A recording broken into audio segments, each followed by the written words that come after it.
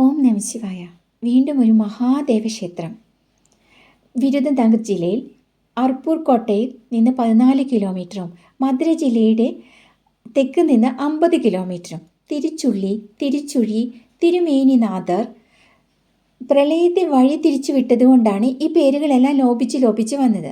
തമിഴ്നാട്ടിലെ പുരാതന പട്ടണമായ തിരുച്ചുള്ളിയിൽ ശിവൻ 3 വ്യത്യസ്ത സന്ദർഭങ്ങളിൽ വെള്ളപ്പൊക്കത്തിൽ നിന്ന് ഭൂമിയെ രക്ഷിച്ചതായി വിശ്വസിക്കുന്നു. അതുകൊണ്ട് ഈ ക്ഷേത്രത്തിന് വേറൊരു പേരും കൂടിയുണ്ട്, ഭൂമിനാഥേശ്വര ക്ഷേത്രം. ഭഗവാൻ തൃശൂലം ഭൂമിയിലേക്ക് നട്ടുപിടിപ്പിച്ചതിലൂടെ വെള്ളം ഒഴുകിപ്പോകുന്നതിനായി ശിവൻ ഒരു ദ്വാരം സൃഷ്ടിച്ചു. ആ ദ്വാരം ഇപ്പോഴും ആ ക്ഷേത്രത്തിൽ സംരക്ഷിക്കുന്നുണ്ടെന്നാണ് പറയുന്നത്. ചുളി എന്ന തമിഴ് വാക്കിൻ്റെ അർത്ഥം ചുഴി എന്നാണ്. ഭഗവാൻ തൃശൂലം നട്ട സ്ഥലത്തെ തിരുമേനിനാഥർ ക്ഷേത്രം എന്ന് പറയുന്നു. ഇനി നമുക്ക് സ്വാമിയുടെ വാക്കുകളിലൂടെ കൂടുതൽ ക്ഷേത്രത്തെക്കുറിച്ച് അറിയാം.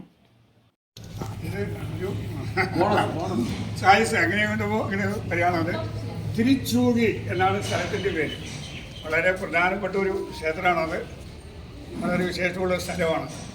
ഇവിടെ എന്ന് വെച്ചാൽ ഭൂമിനാഥ സ്വാമി ഭഗവാനാണ്, ശിവനാണ് നമ്മുടെ.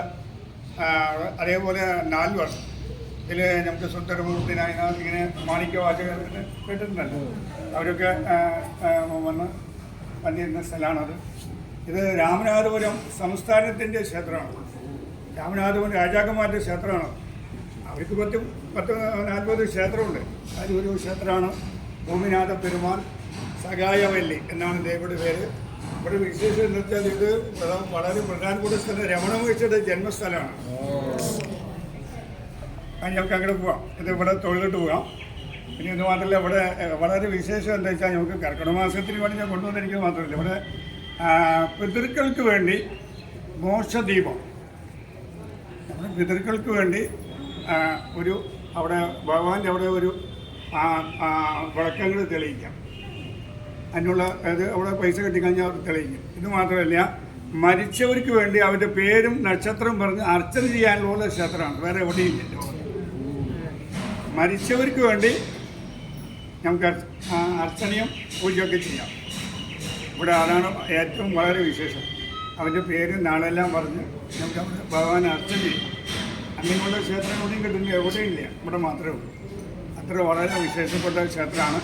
അപ്പോൾ ഇവിടെ എന്താ വെച്ചാൽ രാമേശ്വരം പോകുന്ന വഴിക്ക് നമുക്കിനി പിതൃക്കൾക്ക് വേണ്ടിയാണ്. ഇനി ഓർക്കുന്ന ഇന്നും നാളെയല്ല അവർക്ക് വേണ്ടിയുള്ള സ്ഥലമാണ് പോകുന്നത്. അങ്ങനെ നമുക്ക് ആദ്യമായിട്ട് ഇവിടെ തുടങ്ങി വയ്ക്കുകയാണ്. അപ്പോൾ നമുക്ക് എന്താ വെച്ചാൽ വിളക്ക് തെളിയിക്കുകയാണെങ്കിൽ അകത്ത് പറഞ്ഞാൽ തിരുവേലും അതിനുള്ള പൈസ കൂടെ ദേവസ്ഥയിൽ കിട്ടണം. വിളക്കൊക്കെ അവിടെ തെളിയിക്കും. പിന്നെ അർച്ചന, പേര് മരിച്ചവർക്ക് വേണ്ടി പേരും നാളെല്ലാം പറഞ്ഞവർ അർച്ചന ചെയ്യാം.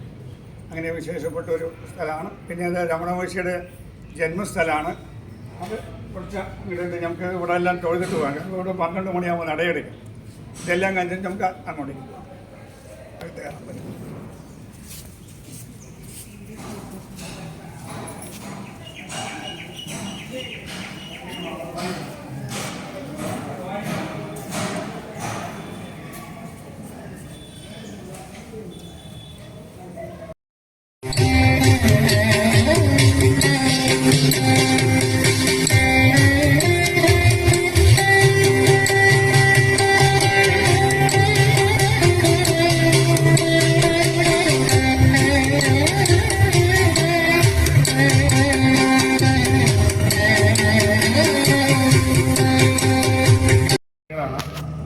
അതിൽ ഒരു ശ്രീയന്ത്രൻ നമ്മുടെ കേരളത്തിൽപ്പെട്ട നമ്മുടെ പറയൂറ്റ് പന്തരിയൂരത്തിലുള്ള കാരിക്കാലമ്മയാണ്, കേട്ടിട്ടുണ്ടല്ലോ. ആ കാരിക്കാലമ്മയ ഇതിൽപ്പെട്ട അവർ അന്ന് കാലത്ത് ശൈവം വളർത്താൻ വേണ്ടി ഇന്ത്യ രാജ്യം മാത്രമല്ല, ഇപ്പോൾ പറയുന്ന നമുക്ക് അഫ്ഗാനിസ്ഥാൻ, ചൈന, ഇന്തോനേഷ്യ എന്ന് പറയുന്ന ആ ഭാഗങ്ങളിലേക്കെല്ലാം ചേർന്ന് ശൈവത്തിനെക്കുറിച്ച്, ശിവനെക്കുറിച്ച് സ്തുതി പാടി നടന്നവരാണ്. നമുക്ക് വിലുമുഖത്ത് സ്വാമിയെ പോലെ പൂന്താനത്തിനെയും പോലെ അങ്ങനെ സ്തുതിച്ച് പാടി നടന്നവരാണ്.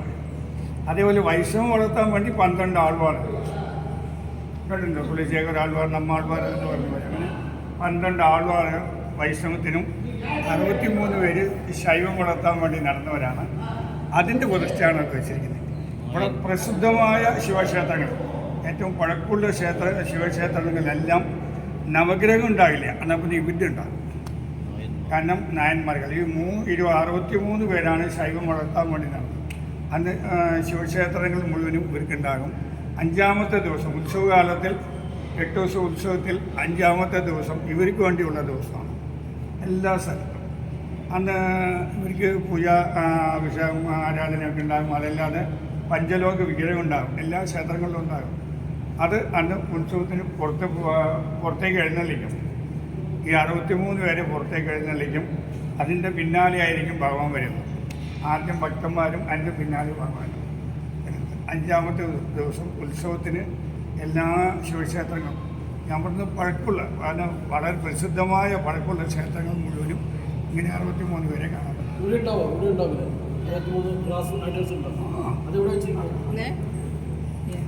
രാമനാഥോണി സംസ്ഥാനം അത് ഓരോ ഭാഗത്തും. ഇത് വിഗ്രഹം കൽവിഗ്രഹം, ഞാൻ പറഞ്ഞത് പഞ്ചലോക വിഗ്രഹം, അത് ഉത്സവം തന്നെ കൊണ്ടുവരും. അതൊക്കെ അത് പഞ്ചലോക വിഗ്രഹം കൊണ്ടുവന്നിട്ട് അഭിഷേകം തന്നെ വരുന്നത്. അതിൻ്റെ പിന്നാലെ ഭഗവാനുണ്ട്. പിന്നെ ഏറ്റവും പഴക്കമുള്ള സ്ഥലമാണ് ജന്മസ്ഥലമായതുകൊണ്ട് മാത്രം ഇതിപ്പോൾ നല്ലൊരു ഫേമസായി.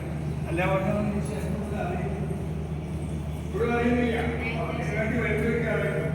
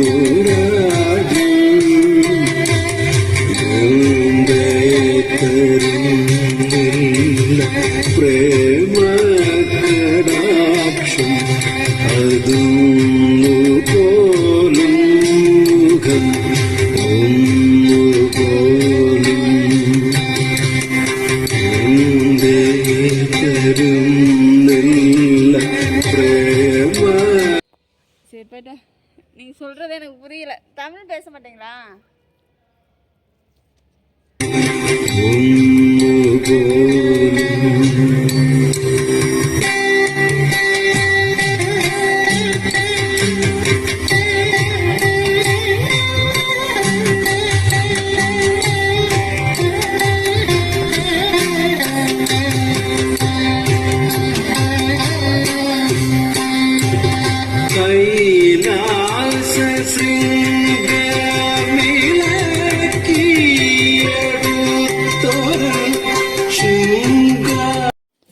അതിവിശാലമായ ക്ഷേത്രം.